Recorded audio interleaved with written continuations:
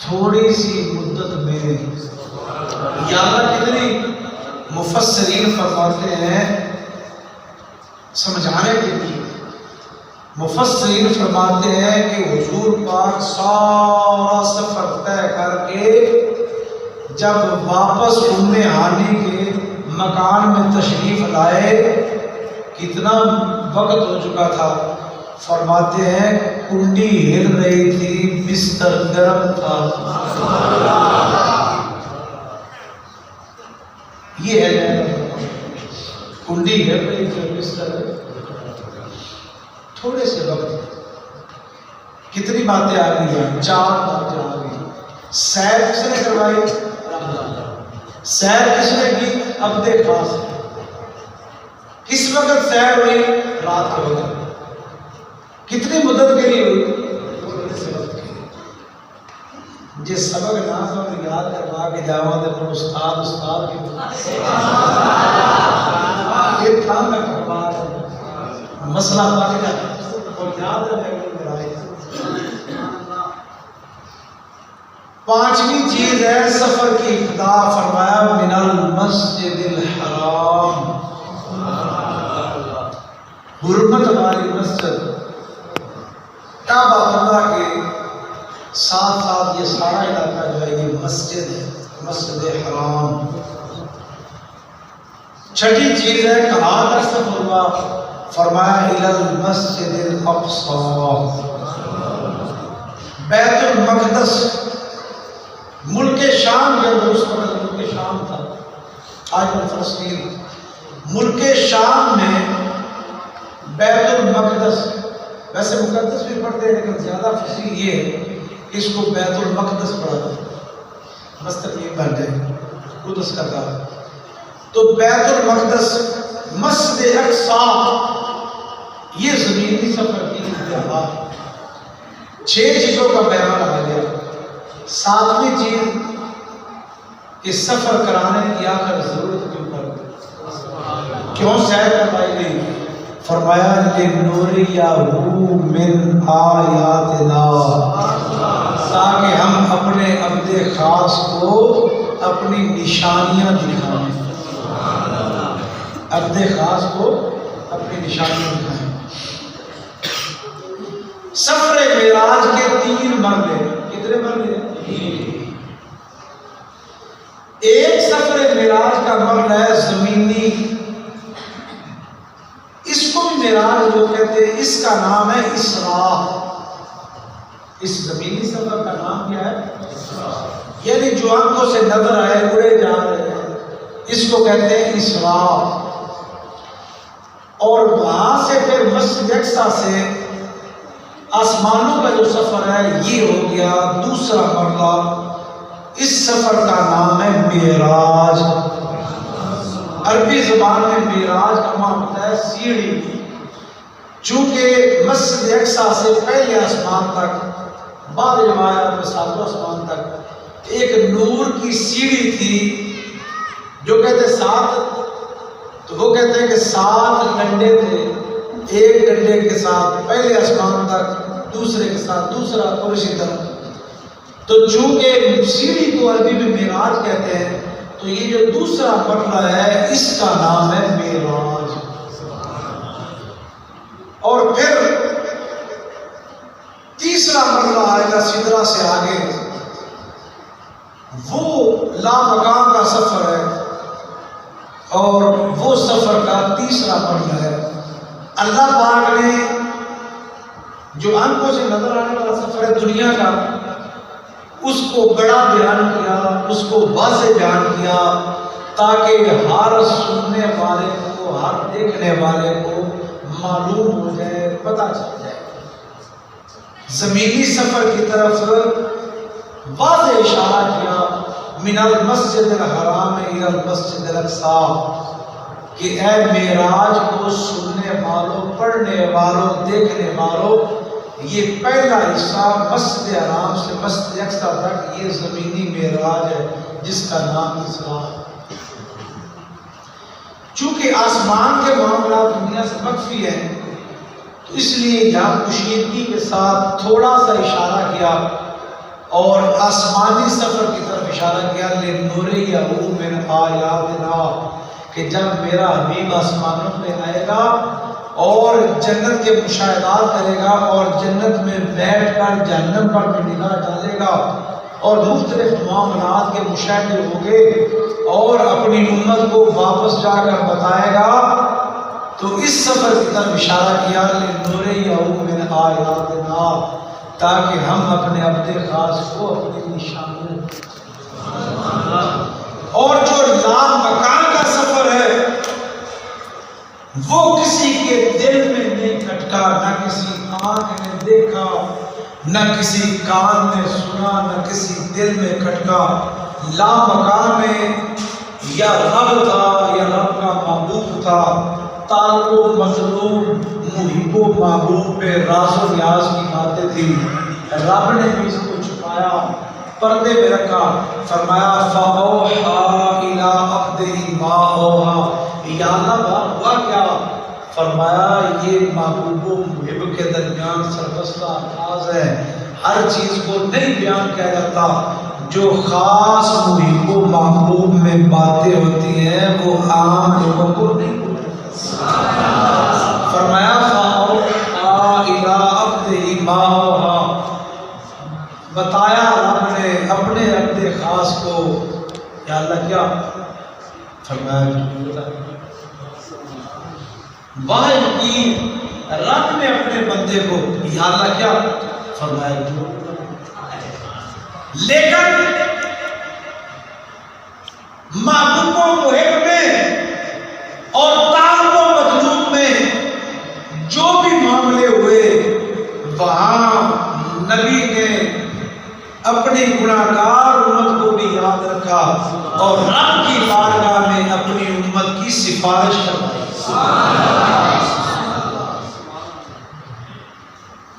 چونکہ یہ انتہائی کشیدہ تھا اور یہ کسی کو بھی معلوم نہیں، رب نے بھی اس کو بیان نہیں کیا، بڑے ابہام کے ساتھ اشارہ بیان کیا۔ اس کی طرف اشارہ ہے اِنَّهُ هُوَ السَّمِيعُ الْبَصِيرُ۔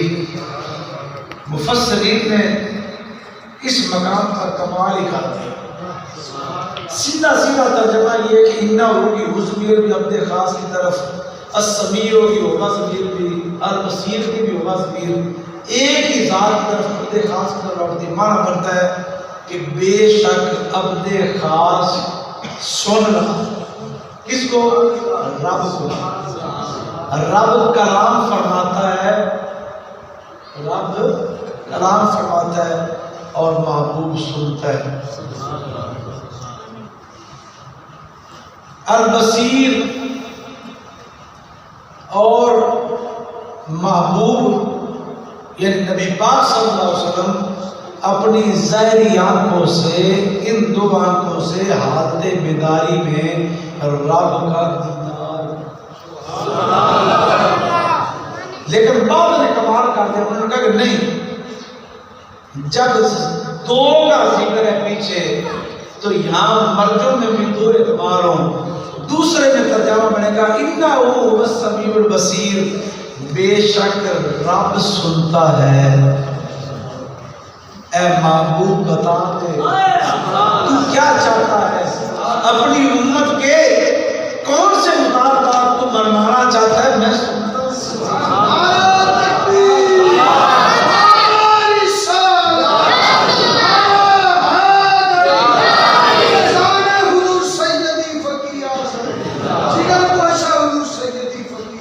بادشاہ کے دربار میں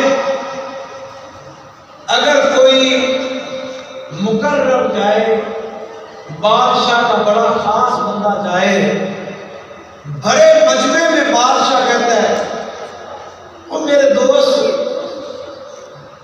بول میں سنتا ہوں۔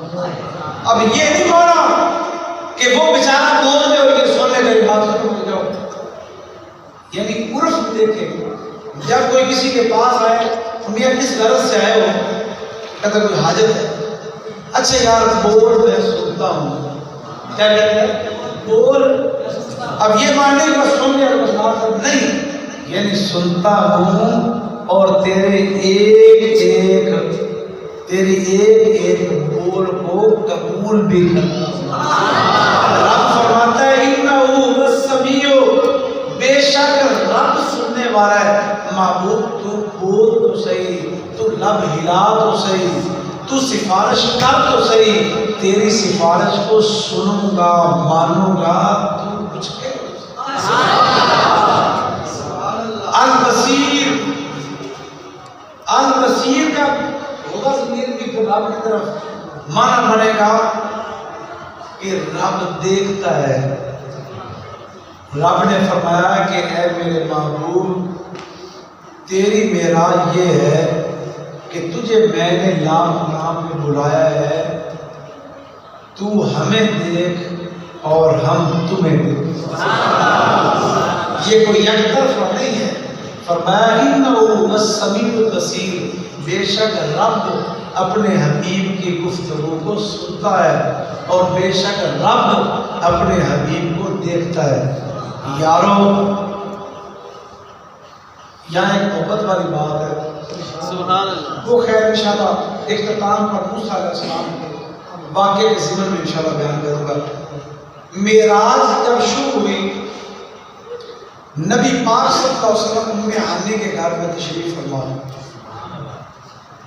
سوال تو پیدا ہوتا ہے کہ حضور پاک کو اگر رب نے معراج کروانی تھی تو رب دل میں ایک القاء کر دیتا، رب قادر مطلق ہے، بس رب چاہتا اور حضور رب کی بارگاہ پیش ہو جاتا۔ اسی طرح رب تو کون کہتا بھی نہیں اور ہو جاتی شاید۔ رب اگر معراج کروانا چاہتا، رب قادر مطلق ہے، امن فمن حادثہ ہو جاتی۔ جبریل کا آنا، چھت سے اترنا، حضور کو تیار کرانا، دلہے کی طرح سجانا، سواریاں اور یہ سیر کے مراحل، یہ کرنے کی کیا ضرورت ہے؟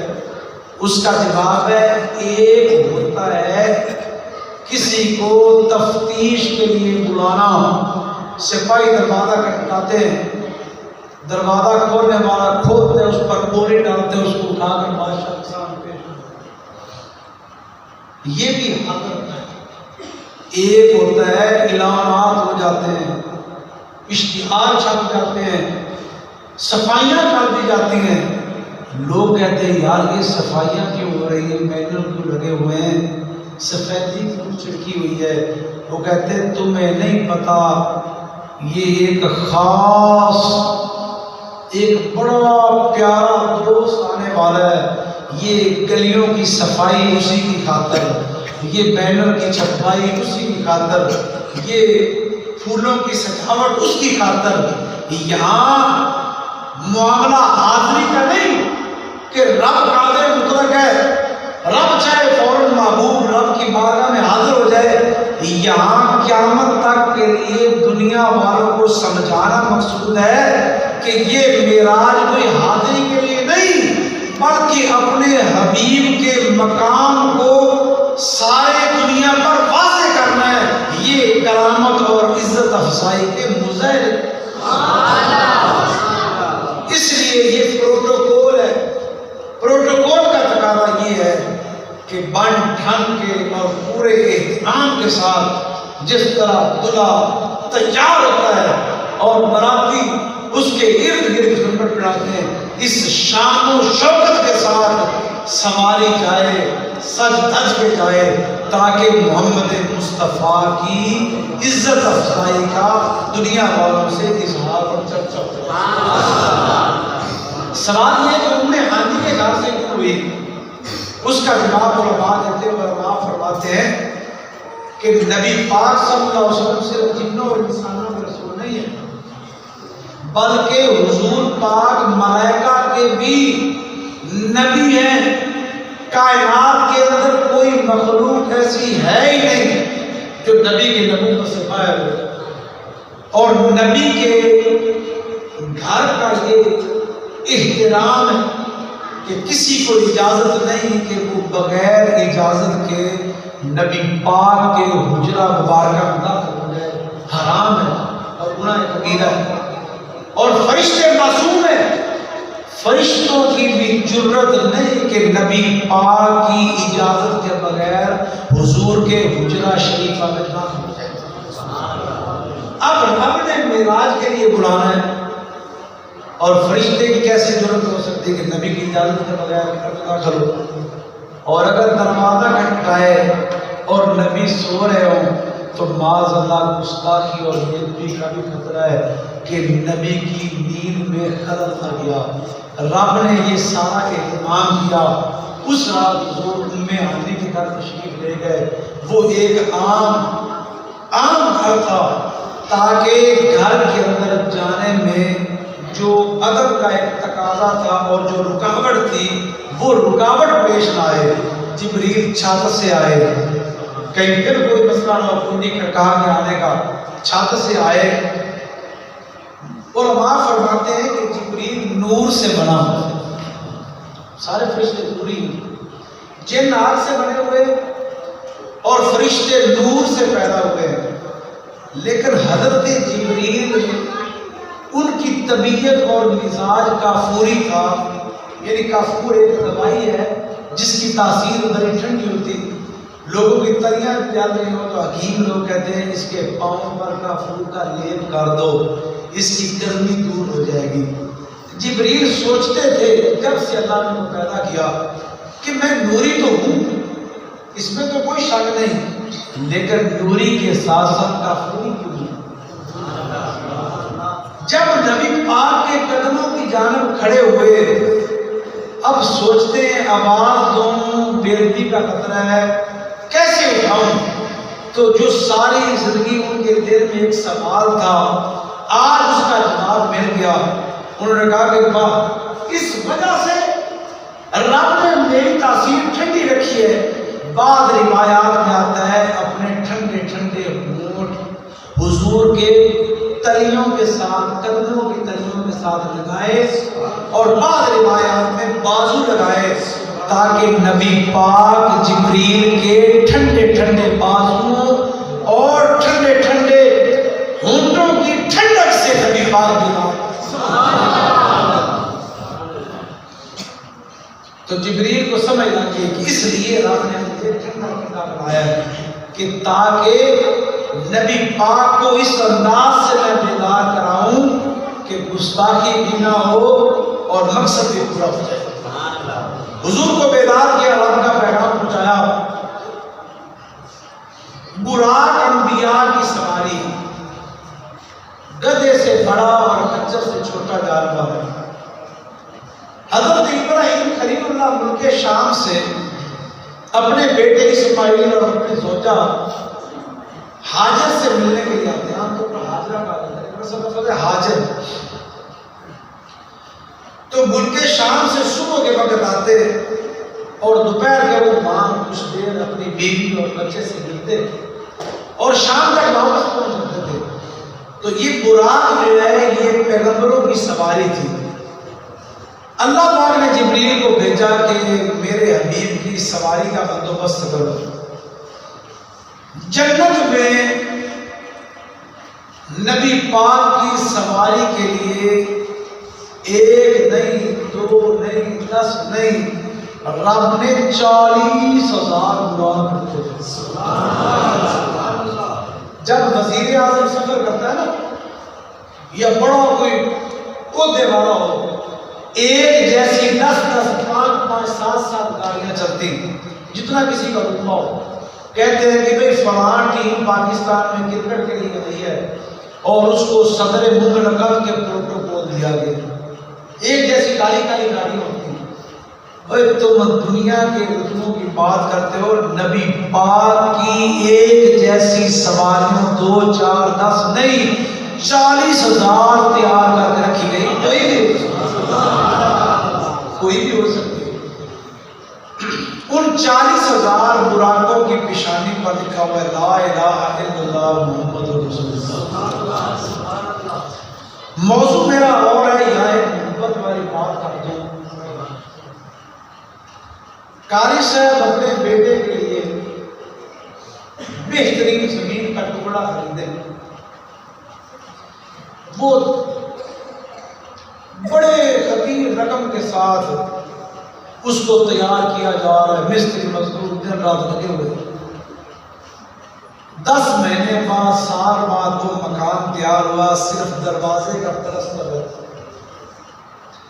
قاری صاحب کا بچپن کا ایک دوست ہے، ان کا ہمسایہ ہے، وہ کہتا ہے قاری صاحب جب یہ دروازہ پلستر ہو رہا ہو تو مہربانی فرمائے، میں آپ کا جگری یار ہوں، اس دروازے کے اوپر میرا نام لکھ دو۔ بات لکھیں گے؟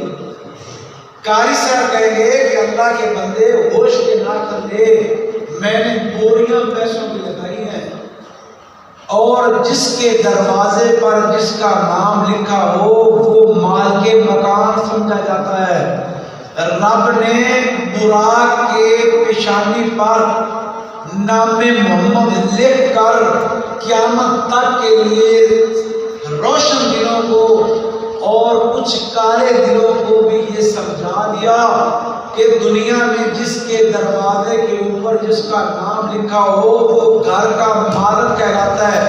جنت کے در و دیوار پر نام محمد، درختوں کے پتوں پر نام محمد، حور و غلمان پر نام محمد، اور ساری چیزیں تو چیزیں براقوں کی پیشانی پر نام محمد لکھ کر اللہ نے یہ مسئلہ سمجھا دیا کہ جنت مصطفیٰ کی ہے، جنت کے در و دیوار مصطفیٰ کے ہیں، اور جنت کی ساری نعمتیں میرے حبیب کی ملکیت ہے۔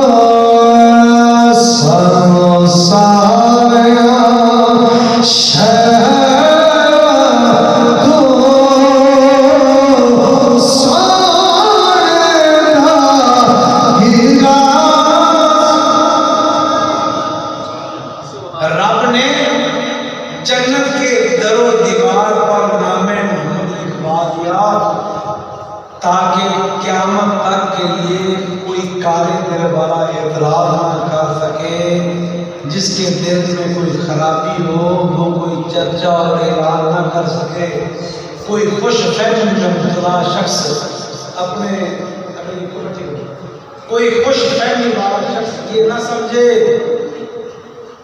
کہ میری نمازیں، میرے روزے، میرے حج زکوٰۃ کی وجہ سے یہ مجھے ملے گی۔ رب نے کہہ دیا کہ یہ مہر لگ چکی ہے نام محمد کی، جس کا نام لکھا جائے وہ اس کا مالک ہوتا ہے۔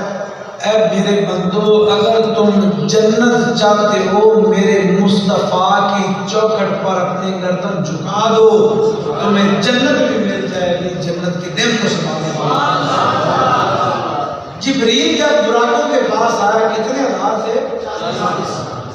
اور سال کی پیشانی پر کیا لکھا ہوا ہے؟ نام محمد لکھا ہوا ہے۔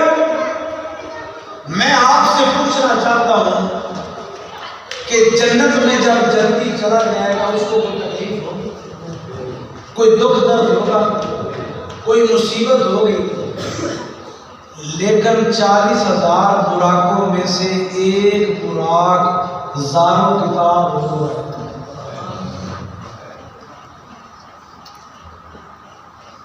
جبریل نے اس براق کی طرف دیکھا، دبلا پتلا اور کمزور ہو گیا ہے۔